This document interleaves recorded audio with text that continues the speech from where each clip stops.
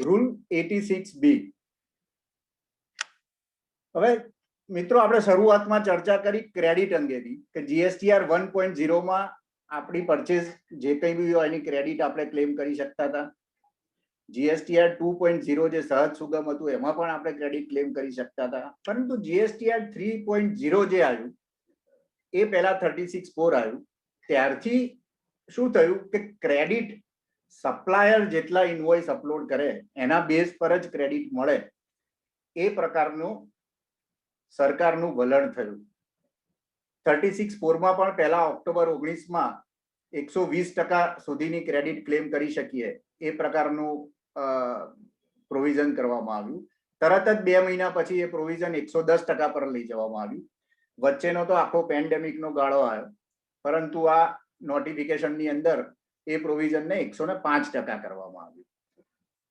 86B માં એવું કહેવામાં આવ્યું કે જે ક્રેડિટ છે તમારી, એ ક્રેડિટ પણ જો એમાં પણ તમારી ક્રેડિટને 1% તમે ઓછી લઈ શકો એ પ્રકારનું પ્રોવિઝન કરવામાં આવ્યું. ડિટેલમાં આપણે આ પ્રોવિઝનના શબ્દો જોઈએ તો the person shall not use the amount available in electronic credit ledger to discharge his liability towards output tax in excess of 99%, not 100%, in excess of 99% of such tax liability in cases where the value of taxable supply other than exempt supply or zero rated supply in a month exceeds 50 lakhs of rupees.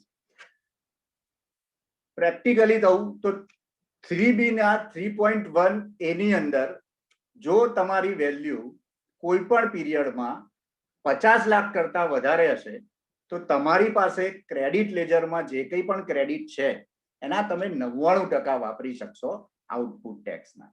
હવે આ મુદ્દો ઉપસ્થિત થયો તો ઘણા બધાના 50 લાખની ઉપર પીરિયોડિકલ ટર્નઓવર તો ટેક્સેબલ રહેવાના. તો એની અંદર અમુક એક્સેપ્શન્સ ડિક્લેર થયા.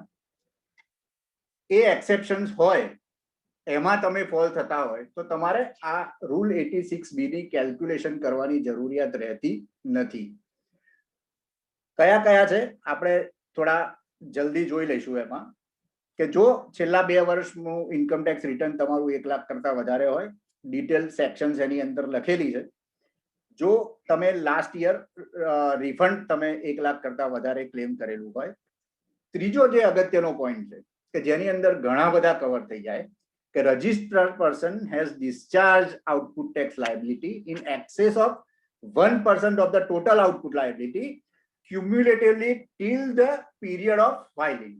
આપણે એને એક એક્ઝામ્પલ તરીકે પણ એના ડિટેલમાં જોઈશું કે આને કેલ્ક્યુલેશન કેવી રીતે કરવું.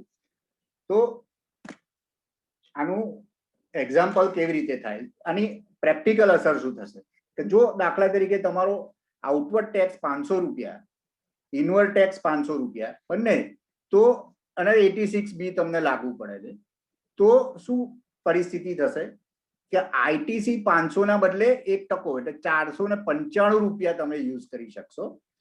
5 રૂપિયા તમારે કેશમાં પે કરવાના છે અને જે 500 રૂપિયા આઈટીસી છે એમાંથી 5 રૂપિયા જે વધ્યા એ કેરી ફોરવર્ડ જશે.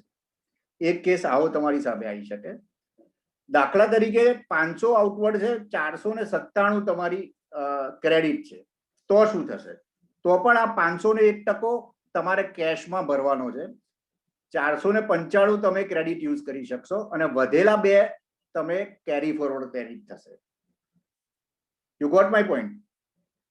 અને જો 400 રૂપિયા તમારો ઇનવર્ડ સપ્લાય 500 છે તો તમારું ટેક્સ જે 100 રૂપિયા થાય છે વિચ ઇઝ એક્સીડ્સ 1%, તો અહીંયા તમારી 86B ની એપ્લિકેબિલિટી થશે જ નહીં અને તમારે એ લાગુ નહીં થાય. એટલે અહીંયા આપણો 3 નંબરનો જે મુદ્દો હતો એ 3 નંબરનો મુદ્દો લાગુ પડશે. હવે જે 3 નંબરનો મુદ્દો હતો કે 1% ક્યુમ્યુલેટિવ ટેક્સ કેવી રીતે ગણવો, તો એનો એક સાદો એક્ઝામ્પલ આપણે લઈએ કે દાખલા તરીકે તમારું નવેમ્બર 2021 સુધીની લાયબિલિટી 10 લાખ રૂપિયા છે અને એમાંથી તમે 9,93,000 રૂપિયા આઈટીસી થી ડિસ્ચાર્જ કરો છો. તો કેશથી કેટલી થાય? 7,000 રૂપિયા 10 લાખ પૂરા કરવા માટે. હવે આની અંદર આરસીએમ પણ 28,000 રૂપિયા તમે કેશથી પે કરેલો છે.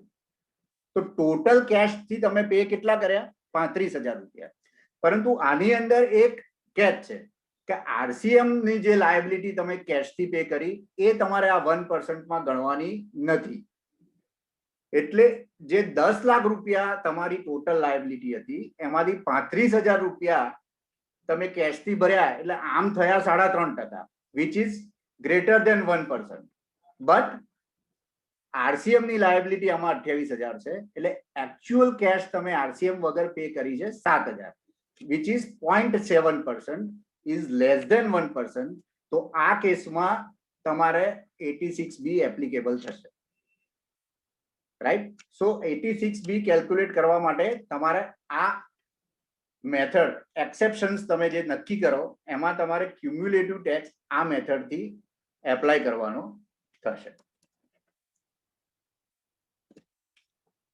હવે થોડું પ્રેક્ટિકલી આપણે જોઈ લઈએ સોફ્ટવેરમાં કેવી રીતે. તો 3.1A ની અંદર તમે 50 લાખ કરતા વધારે જો ટર્નઓવર નાખ્યું હશે, રાઈટ, તો સોફ્ટવેર તમને નોટિફાઈ કરશે કે અહીંયા 86B એપ્લિકેબલ થશે, નંબર 1.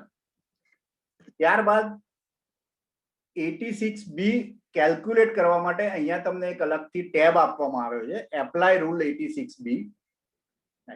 એટલે તમારી જે મેં તમને પહેલા સમજાવ્યું રીતે કેશનો 1% તમારું અહીંયા કેશ પેડ તરીકે આવશે અને બાકીની ક્રેડિટ જે છે એટલી ઓછી થઈ અને કેરી ફોરવર્ડમાં જતી રહેશે. તો આ સોફ્ટવેર તમને ઓટોમેટિક ગણશે. પરંતુ કેવું થયું કે જ્યારે આ 86B એપ્લિકેબલ કરવા માટેનું નોટિફિકેશન આવ્યું એટલે ખૂબ હોબાળો થયો. અને જ્યારે બી હોબાળો થાય એટલે સરકાર એક ક્લેરિફિકેશન સાથે બહાર આવે છે. ને એ વખતે પણ ક્લેરિફિકેશન એવું આવ્યું કે આ તો અમે ફેક ઇનવોઇસ ને રોકવા માટે આ નોટિફિકેશન લાયા છીએ અને બહુ ઓછા લોકોને આની અસર થશે કારણ કે અમે એક્સેપ્શન્સ બહુ બધા આપ્યા છે. એટલે અમારી પાસે 1 કરોડ કરતા વધારે ટેક્સ પેયર છે, એમાંથી ફક્ત 45,000 ટેક્સ પેયર્સ જ ને આની ઇફેક્ટ થશે. રાઈટ? હવે જો 45,000 એટલે લેસ દેન 0.5%, એટલે જો તમે 1000 કસ્ટમરનું કામ કરતા હો તો એમાંથી 5 જ લોકોને એવું કહી શકાય કે 5 જ લોકોને આ 86B નો રૂલ લાગુ પડશે. તો બધાના માટે સોફ્ટવેરમાં 86B દર વખતે નોટિફાઈ થાય એવું નડે નહીં, એના માટે અમે શું એક વ્યવસ્થા કરી કે માસ્ટરની અંદર પણ એપ્લિકેબલ રૂલ 86B નો ટેબ આપી દીધો તમને. જો આ ટેબને તમે અનટિક કરશો તો એ કેસીસમાં કોઈ પણ પીરિયડમાં રૂલ 86B નું નોટિફિકેશન તમને મળશે નહીં. રાઈટ? તો આ આપણો 86B માટેની ડિટેલ હતી કે 86B કેવી રીતે ઇફેક્ટમાં આવ્યો, કેવી રીતે એની અસર કેલ્ક્યુલેટ કરવું અને એનું પ્રેક્ટિકલ ઇમ્પ્લિમેન્ટેશન આપણે કેવી રીતે કરવું.